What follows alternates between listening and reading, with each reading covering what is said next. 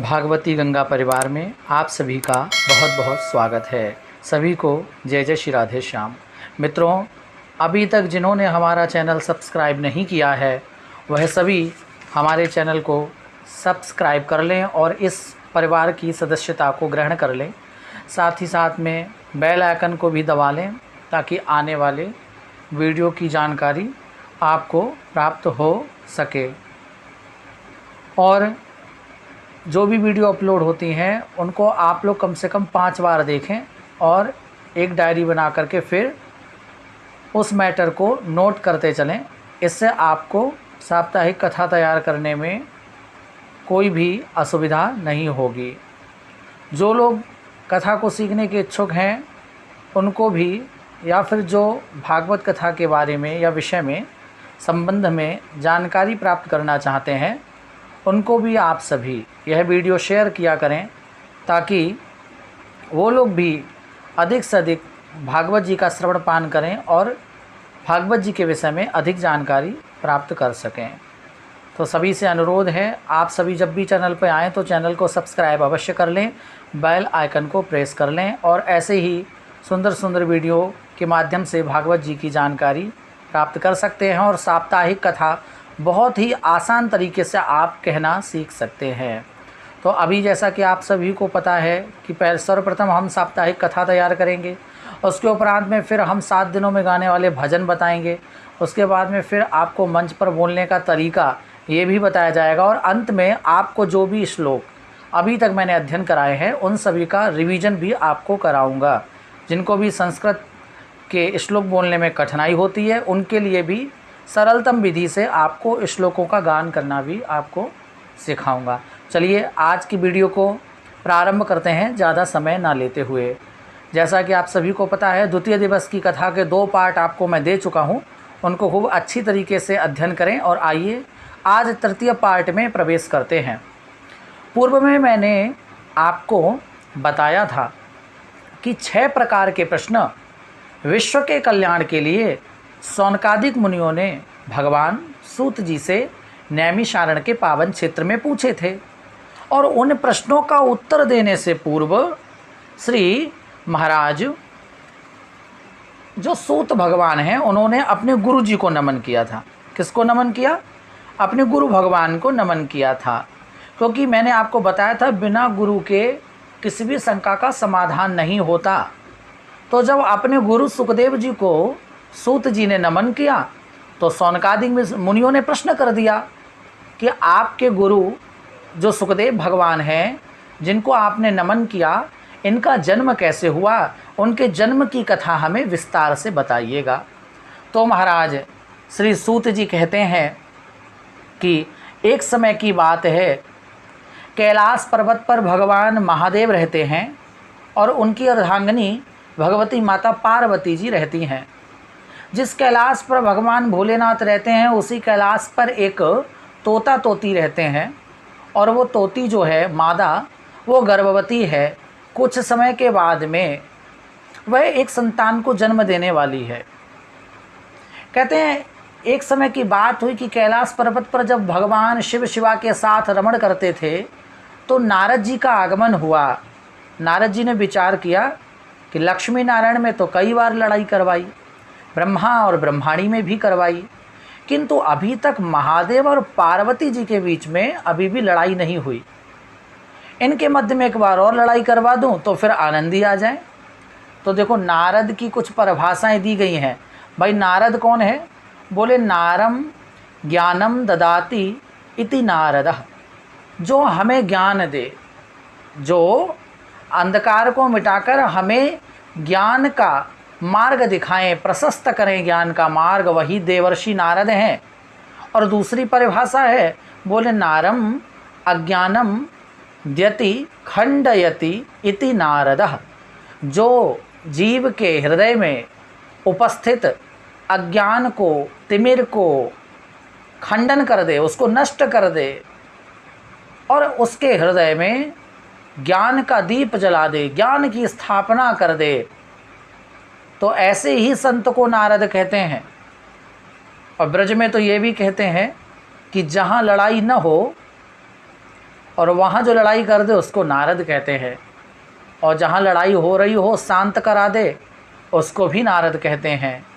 और एक परिभाषा देवर्षि नारद की कहते, नारदो देव दर्शनः, अर्थात कहने का भाव, जिस जीवात्मा के जीवन में नारद जी का आगमन होता है उसे बंधुओं निश्चित ही भगवान अवश्य मिलते हैं। अब उदाहरणार्थ आप समझिए, उदाहरण आपको दे रहा हूँ कि देखो ध्रुव जी के जीवन में जब नारद जी जैसे संत आए तब उनको भगवान मिले। प्रहलाद जी के जीवन में पहले नारद जी आए फिर भगवान मिले।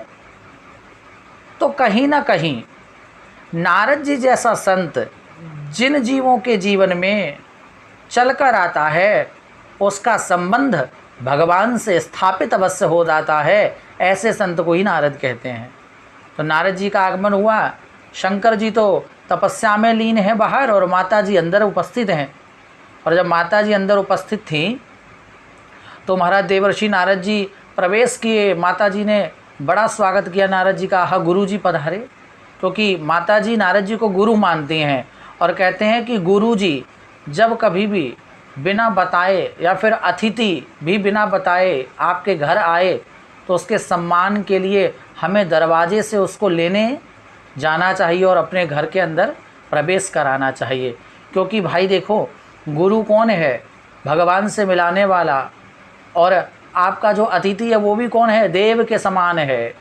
तो जिनके अंदर देवताओं के हम दर्शन करते हैं, जिनके आने से गोस्वामी जी कहते हैं अमंगल हर जाते हैं, तो ऐसे महापुरुष संत जनों अतिथियों के आदर के लिए उठकर हम द्वार तक जाएं और ससम्मान उन्हें अपने घर तक लाना चाहिए।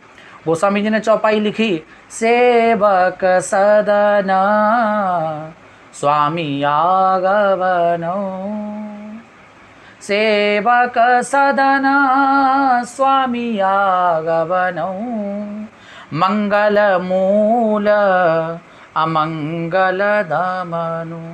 बोलो सेवक सदन स्वामी आगमनो, यानी सेवक के सदन माने घर, सेवक अर्थात दास। हम कौन हैं? हम दासों, हम भगवान के दास हैं। देखिए बहुत से लोग अपने आप को राजा समझते हैं, कोई अधिकारी समझता है, कोई वकील है, कोई अध्यापक है। उपाधियां तो बहुत मिली हैं संसार में, लेकिन उन उपाधियों को समाज में हम दिखा सकते हैं, पर परमात्मा के दर में जाकर हम कभी नहीं कह सकते हम एक अध्यापक हैं, हम एक वकील हैं, हम एक जज हैं। कुछ नहीं। परमात्मा के सामने यदि हम अपना रियल स्वरूप स्वीकार करें तो हम केवल इतना ही कहें, दासो हम। यही जीवन की वास्तविकता है। हम कुछ नहीं हैं, आई एम नथिंग। हम कुछ नहीं हैं, हमारा कोई औचित्य नहीं है। हम कुछ भी हो जाए जीवन में, लेकिन हम हैं तो राधा रमण के दास ही। क्योंकि दास भाव में जो आपको ठाकुर का प्रेम मिलेगा वो कहीं नहीं मिल सकता। दास बनकर रहेंगे तो हर जगह सम्मान होगा, और मैं ये हूँ मैं वो हूँ अगर कहते फिरेंगे तो वो केवल अहंकार है, और इससे हमें गोविंद की कृपा प्राप्त नहीं होने वाली। तो सेवक दास सदन घर, तो सेवक दास के घर में सदन में स्वामी अर्थात कौन? अतिथि देव गुरु जो हमारे अतिथि हैं, इनका जब आगमन होता है तो मंगल मूल मंगल होता है, मंगल आचरण होता है जीवन में, और आपके गृह में मंगल होता है। और अमंगल दमनु, तो जो अमंगल है, जो दुख है, जो क्लेश है, जो विकार है, तो जो आपके जीवन में वो सब नष्ट होते हैं। किसके आगमन से? सेवक के घर में स्वामी के आगमन से। तो ये चौपाई आपको पता है, पहले लोग अपने दरवाजे पर लिखते थे ऐसी चौपाइयों को, लेकिन अब समय विपरीत हो गया। अब जब समय विपरीत हो गया तो पहले लोग इस चौपाई को लिखते थे कि सेवक सदन स्वामी आगमनो, और अब लोगों के दरवाजे पर आप जाएंगे तो बड़े बड़े वीवीआईपी लोग, उनके दरवाजे पर पहले ही लिखा रहता है डू नॉट डिस्टर्ब मी, और कुत्तों से सावधान। अब आप बताइए, अब उन्होंने लिख रखा है कि भाई पहले तो डिस्टर्ब मत करो, डू नॉट डिस्टर्ब मी, मुझे परेशान मत करो, मेरे दरवाजे पे आकर बेल मत दबाना बेफालतू में। और अगर दबा दी तो अंदर उन्होंने पाल रखा है कौन सा? ग्रेट डैन नस्ल का एक डीओजी महोदय, बाहर निकल कर आएगा आपको चट कर जाएगा। तो अब तो उल्टी गंगा बह गई। और जब उल्टी गंगा बह गई तो अब वो चौपाइयाँ किसी के दरवाजे पर देखने को मिलती ही नहीं है, और मिलती नहीं तो उनका प्रभाव भी कैसे होगा। तो इसीलिए जब गुरु दरवाजे पर आवे तो फिर सेवक को स्वागत करने स्वतः जाना चाहिए। भगवती जी उठी, नारद को गुरु मानती हैं और सत्सम्मान अंदर लेकर के आई। गुरु जी बड़े दिनों के बाद पधारे, आसन दिया, माता जी आसन पर गुरु जी को विराजित की और कहा, गुरु जी बड़े दिनों से समाचार नहीं मिले, समाचार सुनाइए। अब नारद जी जो कार्य करने आए थे वो करना नारद जी ने प्रारंभ कर दिया। और नारद जी कहने लगे, देवी आजकल संसार में बड़ा ढोंग फैला है। अब तो कोई किसी से वास्तविक प्रेम करता ही नहीं। अब चाहे वो पति पत्नी का रिश्ता हो, या फिर पुत्र और पिता का रिश्ता हो, या फिर रिश्तेदारों से कोई संबंध हो, सब स्वार्थ के हैं। सुर नर मुनि जन सब की रीति, स्वार्थ लाग करहीं सब प्रीति। सुर नर मुनि जन सब की रीति, स्वार्थ लाग करहीं सब प्रीति।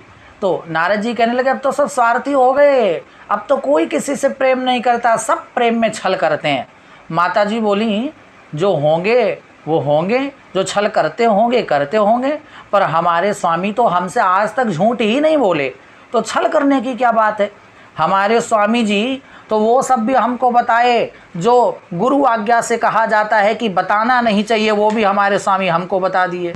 तो नारद जी बोले, हम समझे नहीं, आपके कहने का भाव क्या है। तो माता जी बोली कि देखो, हमने सुना है कि जो गुरु मंत्र शिष्य को गुरु भगवान देते हैं, वो मंत्र कभी भी किसी को बताना नहीं चाहिए। लेकिन हमारे स्वामी तो इतने महान हैं, गोपनीयम गोपनीयम गोपनीयम प्रयत्नतः। जो गुरु मंत्र गोपनीय है, उस गुरु मंत्र को भी हमको बता दिया। तो हमारे स्वामी से अच्छा और भला कोई संसार में स्वामी कहाँ मिलेगा। तो नारद जी बोले, अच्छा जब गुरु मंत्र बता दिया तो फिर तो यह भी बताया होगा कि उनके गले में जो मुंडों की माला है, उसमें अर्थात में मुंड किसके पिरो रखे हैं, उसमें मुंड किसके पिरो रखे हैं। माता जी बोली, बाकी तो सब बताया, पर गुरुजी ये बात तो तुमने ठीक याद दिलाई, आज तक शंकर जी ने हमें नहीं बताया कि उनके गले में जो मुंडों का हार है उसमें मुंड किसके पिरो रखे हैं। नारद जी बोले, बस समझ लिया ना, यही तो छल है शंकर का, तुम्हारे पति भी तुमसे झूठ बोलते हैं। अब देवी आजकल चारों ओर अकेले मैं ही सारी न्यूज़ों का प्रसारण करता हूँ, समय बहुत कम है, अच्छा मैं तो चलता हूँ और फिर कभी आऊँगा। नारद जी ने कहा, समय रहते निकल लेता हूँ, महादेव आ गए तो फिर ढंग से क्लास ली जाएगी। तो नारद जी शीघ्रता से अपना कार्य करते हुए बाहर निकले, और जब बाहर निकले तो उधर शंकर जी का प्रवेश हुआ। अब जैसे ही शंकर जी गुफा में प्रवेश की और नारद जी बाहर निकल रहे थे, शंकर जी समझ गए ये नारद चुपचाप मौन होकर निकल गए, कहीं ना कहीं आज इन्होंने कुछ गड़बड़ की है। अब अंदर जाकर देखा तो माता पार्वती तो कहीं दिख ही नहीं रही, कहाँ है मैया, है ही नहीं, कहीं भी दिखाई नहीं दे रही है। और जब महाराज मैया कहीं दिखाई नहीं दे रही है तो जाकर के शंकर जी ने प्रेम भाव से पूछा, देवी कहाँ हो भाई, अपना परिचय दो। तो एक भवन से आवाज आई, मैं यहाँ हूँ। शंकर जी ने ऊपर देखा तो उस भवन के ऊपर लिखा हुआ था कोप भवन। अब ये कोप भवन पुराने प्राचीन परंपरा से चला आ रहा है। आप जानते हैं ये पहले सब देवताओं के घर होता था, अर्थात जब कोई स्त्री अपने स्वामी से रूठ जाती थी तो वह कोप भवन में चली जाती थी। और कोप भवन का जैसे नाम सुनता था कोई तो समझ लेता था कि इसको किसी बात का कष्ट है, ये दुखी है, इसको खेद है, इसलिए कोप भवन में प्रवेश कर गई। शंकर जी ने कहा, देवी जी कोप भवन में चली गई, निश्चित ही आज कुछ गड़बड़ है। अब ये कोप भवन भाई प्राचीन है, अब आजकल भी लोग बनवाने लगे हैं कोप भवन, क्योंकि भाई मुंह से गुस्सा करना, किसी को कुछ दिखाना कि हम नाराज़ हैं, ये तो ठीक बात नहीं ना। अब कोप भवन होगा घर में तो सभी लोग प्रवेश करके बैठ जाएंगे, सबको पता चल जाएगा इसको किसी बात का कष्ट हो गया। तो आजकल भी लोग बनवाने लगे हैं। और मैया जी भी कोप भवन में प्रवेश कर गई, बैठी, शंकर जी प्रवेश किए, माता से कहा, भाई अपनी दिक्कत बताओ कि आपको किस बात की दिक्कत है। मैया बोली, आप मेरे से प्रेम करते हो? बोले हाँ हाँ। प्रेम भी कोई बताने की चीज़ है, मैं तो करता ही हूँ। मैया बोली फिर आज तक तुमने ये हमसे क्यों छिपाया कि जो गले में मुंडों की माला पहनी है उसमें शीश किसके है? शंकर जी बोले मैं जितना प्रेम तुमसे करता हूँ उसका अगर यदि प्रमाण किसी को चाहिए तो वह प्रमाण सबसे बड़ा तो यही है कि जितनी बार तुमने अपने देह का त्याग किया उतनी बार तुम्हारे प्रेम के फलस्वरूप मैंने उस प्रेम को अमर करने के लिए तुम्हारे शीशों को अपने गले में माला में मुंडों के रूप में पिरो लिया। देवी, ये गले में जो मुंडों की माला है उसमें शीश किसी और के नहीं, केवल और केवल तुम्हारे ही शीश हैं। माता चौंक गई, अब तो और लड़ने लगी मैया। अच्छा महाराज, आपने अमरत्व का वरदान ले लिया, आप तो अमरौती पाकर बैठ गए, कभी शरीर छोड़ते ही नहीं।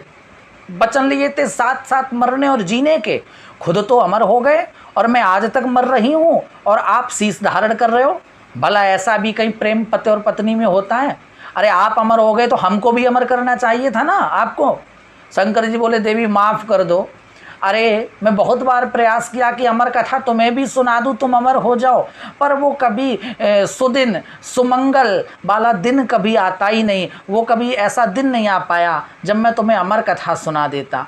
माता बोली अब ज़्यादा प्रतीक्षा मैं नहीं कर सकती, मुझे भी अमर होना है। अब मैं बार बार देह त्याग नहीं करूँगी, आपके साथ परमानेंट रहना है, इसलिए मुझे अमर कथा सुनाओ। शंकर जी ने कहा ठीक है देवी, मैं तुम्हें अमर कथा सुनाऊंगा, लेकिन कथा में मेरे तो नेत्र बंद हो जाते हैं, मैं तो नेत्र बंद करके कथा सुनाऊंगा और बीच में मुझे पता कैसे चलेगा कि तुम कथा सुन रही हो? तो तुम हूँ करती रहना, हम समझ जाएंगे कि तुम कथा सुन रही हो। तो अब बात फाइनल हो गई। अब शंकर जी बने वक्ता और माता जी बनी श्रोता। अब कथा कैलाश पर प्रारंभ हुई। शंकर जी ने तो कर लिए नेत्र बंद, हाँ जी, शंकर जी ने नेत्र बंद कर लिए और कथा कहना प्रारंभ किया।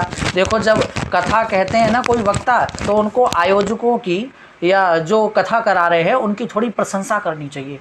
जितना आजकल तो वास्तविक में कथा जैसी होती नहीं, अब तो कंपटीशन के लिए कथा भी होने लगी। अब तो लोग अपने नाम के लिए कथा करते हैं। जितना बड़ा ब्रांड कथावाचक का होगा उतना ही बड़ा आदमी उससे कथा कराएगा, जितना छोटा ब्रांड का व्यक्ति होगा उतना छोटा व्यक्ति उससे कथा कराएगा। पता क्यों? क्योंकि लोगों की मानसिकता चेंज हो गई। अगर एक विधायक होगा, अगर एक सांसद होगा, तो वो कथा भी ऐसे व्यक्ति से कराएगा जो बड़ा कथावाचक होगा। भले उसको कथा की ABCD ना पता हो, भले उसने श्लोकों का ढंग से अध्ययन आज तक ना किया हो, कई बार कथाएं कर ली हो, पर उसको कुछ बोलना संस्कृत में नहीं आया हो ढंग से, ऐसे लोग भी कथा कर रहे हैं केवल ग्लैमर के दम पर, केवल ग्लैमर के दम पर, और उनको लोग सम्मान से बुला रहे हैं। और एक विद्वान पुरुष घर में बैठा है और बेचारे को कथाएं भी मिलती हैं तो छोटी मोटी मिलती हैं, उससे उसका कुछ हो नहीं पाता। क्यों? क्योंकि कहीं ना कहीं मानसिक विकृति लोगों में उत्पन्न हो गई। अब जितना बड़ा व्यक्ति उतना ही बड़ा ब्रांड लाएगा, है ना। आपने देखा होगा जितने बड़ी कंपनी का प्रचार करने के लिए कोई आएगा तो वो बड़ा ही कोई अभिनेता होगा। छोटी कंपनी का प्रचार कोई छोटे सीरियल वाले भी कर देंगे, लेकिन बड़ी कंपनी का प्रचार तो फिर बड़े बड़े खान लोग करते हैं, किंग जो बॉलीवुड के हैं। तो ठीक इसी प्रकार अब तो कथा भी कंपटीशन में होने लगी। एक विधायक ने कथा करी तो ऐसी वाचिका बुलाई जिसने पूरे पंडाल को नचाया, 7 दिन में एक श्लोक ना बोला। और फिर दूसरे ने कंपटीशन में कहा कि उससे ज़्यादा भीड़ होनी चाहिए, हम दूसरी वाचिका बुलाएंगे। तो दूसरी वाचक या वाचिका बुलाए, उन्होंने भी 7 दिन में 100 श्लोक नहीं सुनाए और खूब भीड़ एकत्रित की।